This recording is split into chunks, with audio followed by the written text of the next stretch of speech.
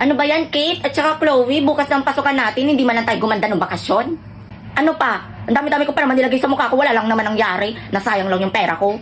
Hay nako, ako din. Alam niyo, nagkang sugat-sugat yung mukha ko kakakudkod ng sabon. Mga ineng. Ano ba yon? Huy, Kate, huwag kang makiusap ng ganyan sa tao. Sama ng ugali nito. Oo nga, wala kang respeto. Ano po ba manang yung kailangan niyo? Baka may konting pagkain kayo dyan. Baka pwede akong makahingi. Eh paano yan? Ito lang ang meron ako. Isama mo na tong sa akin, Rowena. Yung akin din, oh. Ayan, para marami. Manang. Ito po, oh. Maraming salamat, mga ineng. Dahil dyan, gaganting palaan ko kayo. Ang taray ni Manang, may ganting pala. Ito ang mahiwagang kwintas.